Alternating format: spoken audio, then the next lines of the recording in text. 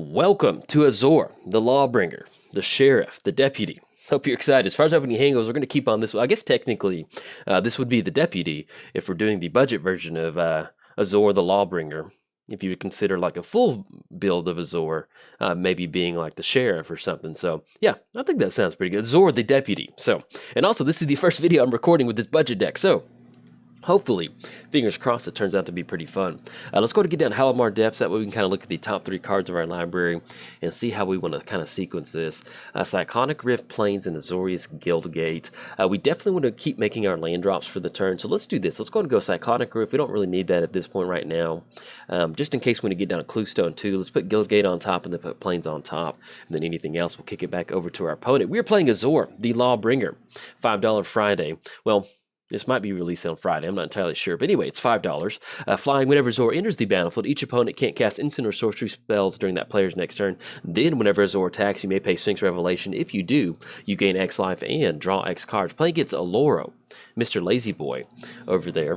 So lazy, sits in his little chair and doesn't do anything. Let's go and get down Plains. Let's go ahead and go for, I guess, Fellwar Stone. That allows us to kind of tap down for something. Actually, let's go and get down Marble Diamond. We don't need the mana right now, so we can get that down. It'll come into play tapped, and we'll be okay. So we're playing against Oloro. At the beginning of your upkeep, you gain 2 life, and then whenever you gain life, you may pay 1. If you do, draw a card, and each opponent loses 1 life. Then at the beginning of your upkeep, if Oloro is in the command zone, you gain 2 life. So should be a very interesting match. You got control versus control. But like I mentioned, this deck is $5. This is everything that you would need to get started. Yeah, basically Magic Online with some sort of blue-white control shell. And I'll kind of talk about some of the winning conditions that we do have here in just a second. So, how can we sequence this to where we can get down Cluestone? If we get down Fellwar Stone and make the land drop, we can still get down Cluestone, I think. I think I like that. Yeah, let's go to get down Island. Because that'll be 1, 2, 3. Yeah. Let's go and get down a Cluestone. That's going to be 1, 2, 3. And our opponent will crack their Marsh Flats, so we'll see if they have some sort of counter action on that. Hopefully they don't. Okay, that does come into play tapped. Let's go and tap down for Fellwar Stone. There we go. Get down Stone, and then anything else, we'll kick it back over to our opponent. So actually doing pretty good on mana at this point. It'll be turn 5 next turn. We're looking at 1, 2, 3, 4, 5, 6. It'll be 7 once we do get the land drop. So it'll actually put us on, hopefully if we do draw into another land, that'll put us online for leaving up Disallow. But we'll see what we can do with Disallow, and then kind of start going from there. But as far as the actual, the basis, the foundation of the deck, this is basically just kind of blue-white control. We have a lot of counters in here. We have stuff like Oblation and Oblivion Ring to kind of deal with problematic permanents and different things like that. Cyclonic Rift. Let's go ahead and get down Guildgate, and that's going to put us at 1, 2, 3, 4, 5, 6. That's going to be... yeah, Glimmer of Genius and then Disallow. So let's just go and leave that up. Let's go and get down Guildgate, and then let's just go and kick it over to our opponent. So let's leave up Disallow. Unfortunately, we can't go for both at this point right now, but at least we'll be able to kind of stop whatever they got going on, or at least we'll kind of force some sort of counter spell out of their hand by going for Glimmer of Genius. But yeah, like I mentioned, we're getting a ton of mana rocks in here because you want to be able to get down Azor as quickly as possible and then kind of refuel your hand. Now, when you're playing against control, you do have to be a little bit more careful as far as when you're getting down Azor because our opponent's simply just making land drops and passing the turn. So we do have to watch out for that. Let's go and tap down for Glimmer of Genius. That's going to be 1, 2, 3, 4. Actually, I really want that to stick to get that card draw going. Let's just go and pass the turn. We could have gone for that, but I definitely want to have a backup on Disallow for that Glimmer of Genius. Let's go and go for Cultivator's Caravan. That's going to be another... mana rock for us, and then we'll go and pass the turn to our opponent. Now, we do have Cyclonic Rift in the hand, so what we'll probably end up doing is at least just holding on to it at this point right now. We could bounce back Propaganda as a little bit of a tempo play if we wanted to, but we don't really have much of a board state developed, and I feel like it'd be a little bit better if we go and hold on to it. Let's see what our opponent's going to be tapping out for. That would be probably a pretty good opportunity to go for that, and definitely we'll go for Disallow. That does put them on at least 1 mana counter, so we'll see if they have it, but I definitely like going for Disallow. There we go. Immortal Stone would be a really good way for them to get some additional card draw. Let's go and get down Plains. And I feel, do we want to get down Azor? It's going to be 1, 2, 3, 4, 5, 6, 7, 8, 9. That's going to put us at 9 total mana, leaving us only 3. Yeah, let's go and go for Azor. They're not going to be able to cast instant or sorceries. Yeah, I like that a lot. Let's do that. Let's go and tap down on Fellwar Stone. It's going to get down Azor the Lawbringer. They're not going to be able to cast instant or sorcery spells. And since we don't technically have a... let's go and crew up the Cultivator's Caravan with Azor. Just love, imagine Azor just sitting, sitting in that little Cultivator's Caravan as he... as he crews it up. Let's go and swing across for 5 to get rid of some of that 2 life that our opponent has gained. And then, yeah, we'll go and pay 2 life on that one. We're not really representing anything, and I don't mind getting in for 2 points of damage, so, or at least getting for 5. So we'll knock them down to 36, and we'll go and pass the turn back over there. So they are sitting at only 3 cards in the hand. We'll see if they have some sort of spot removal. Even if they do have some sort of spot removal with Azor's ability, they're not going to be able to use it. So hopefully, once they pass it back over to our turn, we can still tap out for Glimmer of Genius to maybe find some sort of answer for us. But we're completely tapped out, so they can pretty much do whatever they want to do. But yeah, as far as next turn goes, we can probably go for Grand Arbiter too. It wouldn't be that bad to kind of get some sort of tax going on our opponent. Now let's say that our opponent does gain a bunch of life out of this deck, and it's going to be really hard for us to do that because we don't really have that big of a board state developed. One thing that we do have is Approach of the Second Sun. That's something that we can kind of use as an alternative win condition, especially in a deck like this. Especially when we're playing against this. Opponent's going to go for Lich's Mastery. Hexproof, you can't lose the game. Whenever you gain life, draw that many cards. Whenever you lose life... Okay. I guess if we want to... Yeah, whenever you gain life, draw that many cards. Whenever you lose life, for each 1 life that you lost, exile a permanent you control a card from your graveyard in your hand. Okay. So that's going to be basically just a legendary enchantment. And if we want to, and it does have hexproof, so that puts us online, basically just going for Cyclonic Rift to get that back. Let me double check we're reading that correctly. Okay, and whenever you gain life, draw that many cards. Whenever you lose life, for each 1 life you lost, exile a permanent you control, or a card from your hand or graveyard. That's going to be a swinging in for 6, getting rid of 6. Yeah, I'm going to start putting some pressure on that, and to kind of tap out from Azor the Lawbringer. That still puts us online for Cyclonic Rift. Yeah, I kind of like that. Let's go and swing across for Azor, and let's completely tap out to refuel our hand. We're going to have to pay 2 on this one. And let's go and pay 4 on this one to draw 4 cards. It's going to put us at 34, and we will be able to make the lane. Oh, there we go. Approach of the Second Sun. Okay. We're going to be swinging across for 6. It's going to make them have to get rid of 6 permanents, or like 3 cards out of the graveyard, 3 cards out of the hand, however they want to sequence that one. So, see how they want to do that. Okay, so they did exile their graveyard, and I think 1 card... Yeah, I think they exiled 1 land, too, so... We at least saw 1 land. I had to get up and go grab my water bottle real quick. Okay, so it puts them down to 31. Let's go and make the land drop for the turn. Do we want to get down Flooded Plain? Either way, it's going to come into play tapped.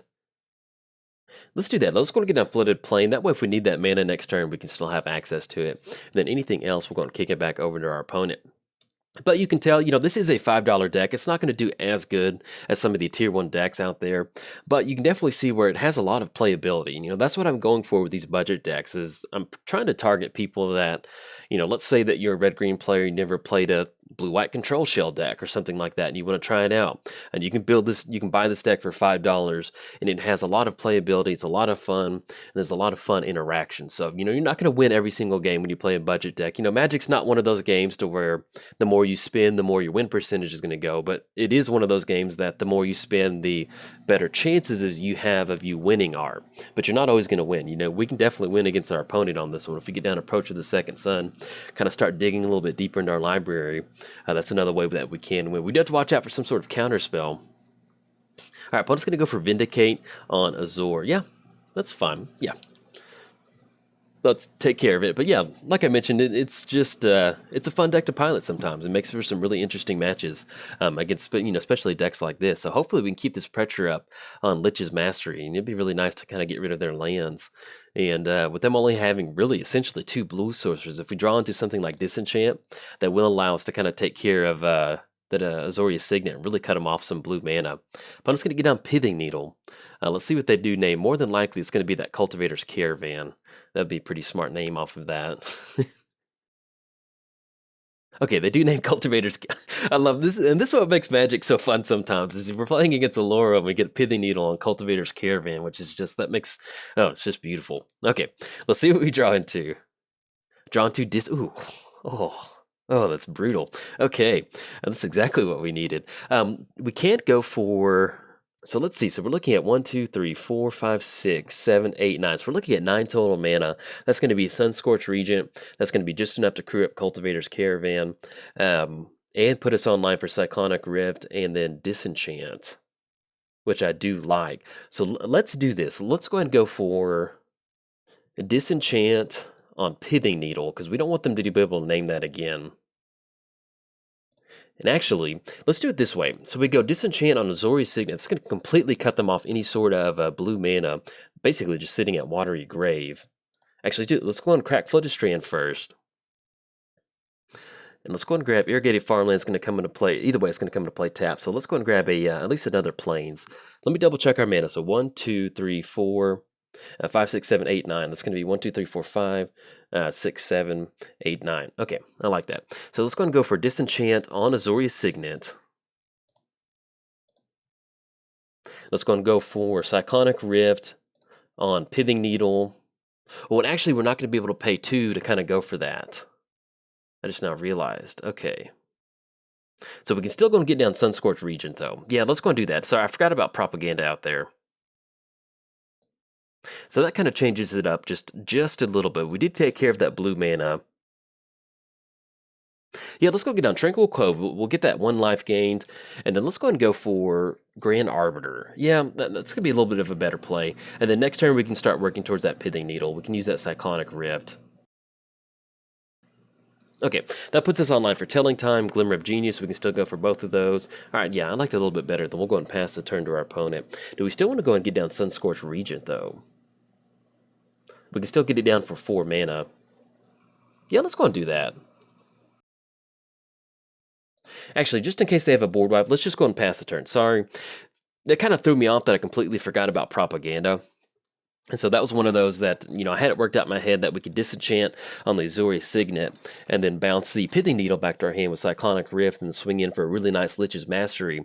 But unfortunately, I miscalculated on that Propaganda. It kind of threw me for a loop for a second. So we still have some pretty good stuff that we can do in response to something. We're going to have that reduced cost off Grand Arbiter. We can still get down our Commander too. So actually, we need to get Azor pop back up. There we go. We can still go for Azor. It's going to get around that kind of Commander tax. We can still go for Telling Time, and we can also go for Glimmer of Genius. So we also do kind of get into this position of if we're going to go for Approach of the Second Sun, one thing that we can do is hold on to Glimmer of Genius and Telling Time to kind of dig a little bit deeper into our library to find that Approach of the Second Sun a little bit quicker. So that might be something that we want to do. Opponent's going to get down on Burmaz, and that will be, actually they don't get a cat token when it enters the battlefield, so. Okay, that will be Burmaz, and actually, now that I think about it, I like holding on to Glimmer of Genius and Telling Time to go for Approach of the Second Sun to dig a little bit deeper. We are looking at Cyclonic Rift next turn, and that's going to be. Now, what we can do, I want to try to make this as brutal as possible with that Lich's Mastery out there. Okay, opponent's going to scoop it up on this one. They had to go. Unfortunately, I'm going to go and post this video up. Let me get it pulled back up. All right, so I've got the game pulled back up, and I'm still going to go and post this up because one of the things I want to show with these budget decks is that they can hang with other decks like this. And our opponent did have a weird build of Oloro with that Lich's Mastery out there. But since we did draw into Disenchant on the Azorius Signet, our opponent said they had to go, but we were in a really good position to close this game out. We had Approach of the Second Sun. We can go for that to get that online. With Telling Time, we're going to be able to look at the top 3 cards of our library. That's going to allow us to kind of dig a little bit deeper because I think Approach of the Second Sun, 7 cards from the top and you gain 7 life. So with Telling Time, that's going to allow us to dig 3 cards deeper. Then with Glimmer of Genius, that's going to allow us to actually scry 2 of those cards away and then draw 2 cards. So that would have put us back online for going for Approach of the Second Sun pretty quick. And especially with Grand Arbiter out there, that would have been a win condition in itself right there. And we did also draw into Austere Command. So if that was something that we wanted to destroy all creatures with power, 4 or greater, 3 or greater, we could have taken care of a Burmaz if we needed to. But long story short, we had our win condition in the hand with Approach of the Second Sun and Glimmer of the Genius. And with them being cut off on blue mana on the Azorius Signet, that really kind of put some pressure on them. Especially with Cyclone, if we wanted to, we could go for Cyclonic Rift, bouncing everything back to their hand.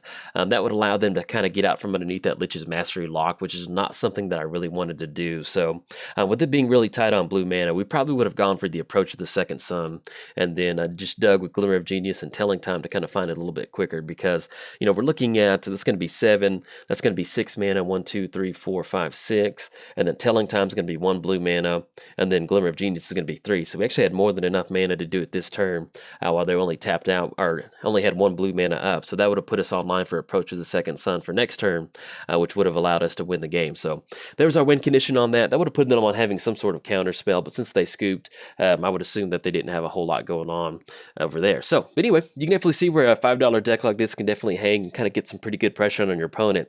And yeah, if you enjoyed the video, like and subscribe. Thanks. Bye. Welcome to Azor, the Lawbringer. There's a new sheriff in town, partner, and that's a $5 sheriff. Boom, boom, boom. Get those guns ready. But yes, welcome to Azor, the Lawbringer. You may notice this is a replay. I did not hit the record button. I have not done that in so long. I'd noticed it when I got to about turn 6, so we will jump into live gameplay.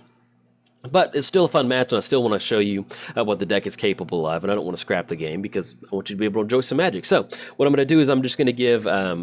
I guess, well, whatever this sort of commentary is, not live comment, it's live commentary because I'm talking right now, you can hear my voice, but I'm going to go through once we get to turn 6, then I'll switch it over to the live video, and then we'll be good to go. But yes, we're playing Azor, the Lawbringer, flying, enters the battlefield, each opponent can't cast instant sorcery spells during that player's next turn, and then whenever Azor attacks, you may pay Sphinx Revelation. If you do, you gain X life and draw X cards.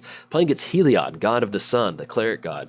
Indestructible Devotion 5 turns into a creature. Other creatures you control have Vigilance. Then for a 4-mana activation, create a 2/1 white Cleric creature token. Now, as far as opening hand goes, we had pretty good. We had Island and Plains in our hand. We also had Telling Time. Basically, if we didn't have Telling Time, I might have kind of shuffled this away, but outside of what we had in our opening hand, it was beautiful. Telling Time is going to allow us to dig a little bit deeper. Delay is a really nice counter in a matchup like this. Approach of the Second Sun gives us kind of an alternative win condition, and then always nice having a board wipe and some sort of artifact and artifact enchantment destruction or removal. So this is pretty much the perfect opening hand. So we end up keeping on this one, past the turn it over to our opponent. I meant to, let me see, I'm trying to figure out these controls. There we go. All right, they kick it back over to us. So at this point right now, I get down Plains, and while I was covering Heliod, I meant to go for Telling Time. So I missed out on that. So it's like you can be like, come on, Jolt. And so as far as this one goes, we ended up getting down the Plains. We draw into Rootborn defenses, so I ended up going for Telling Time 2 later. Let's go and pass the turn over to our opponent. There we go. Hit the play button. So actually, this works out a lot better. So they go for Runetail, and I thought about going for Delay, but I was like, it's really not the end of the world that Runetail's on the battlefield and flip. So we end up going for Telling Time. Off of that Telling Time, we hit the land drop, which is nice. Cultivator's Caravan was put on top of our library, and then the Manifest Exile card was put on the bottom, the one with Ugin, I can't remember the name of it. So I think on this one, we get down Cultivator's Caravan. Yeah, get down Cultivator's Caravan, which does keep us online for Delay. We pass the turn back over to our opponent, let them do their thing. I think they end up getting down. Yeah, they go for Banishing Light on They go for Banishing Light on our Cultivator's Caravan. So then we've got Return to Dust, which is just like, this is just working out beautiful. So I end up casting Return to Dust. We get back Cultivator's Caravan, and with us drawing into Ponder, that allowed us to get back Cultivator's Caravan and make the land drop. So that was a really nice swing. I was really happy about that particular swing. And we're about to get to turn 6 to where I think they get down, Cathar's Crusade. We get down Felworst. Actually, we end up tapping down for Unesh. That's what it was. So I was kind of debating on tapping down for Unesh or not. And it's one of those things where I always forget that Unesh has, enters the battlefield. They can't cast instant or sorcery spells because I was worried about some sort of spot removal. And so then I was like, they can't cast instant or sorcery spells. So I get down Azor, and then our opponent does get down one of their creatures. Let me see.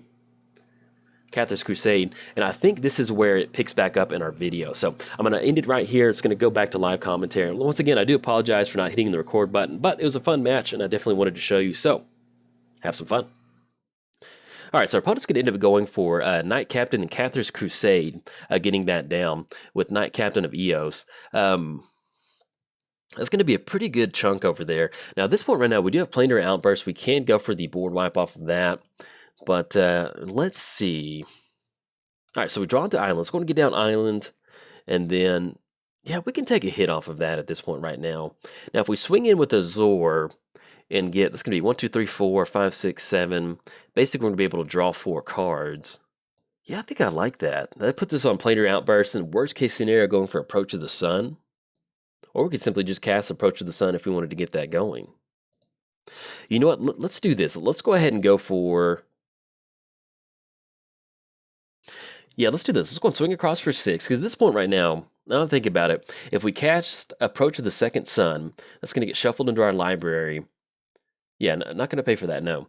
We're going to cast Approach of the Second Sun. Hopefully we can draw into a few more cards next turn. We'll gain that 7 life, and then we can also kind of go for that, digging a little bit deeper with Azor. So knock them down to 24. That's going to be 6 total commander damage. Just going to go for Approach of the Second Sun. So we want to...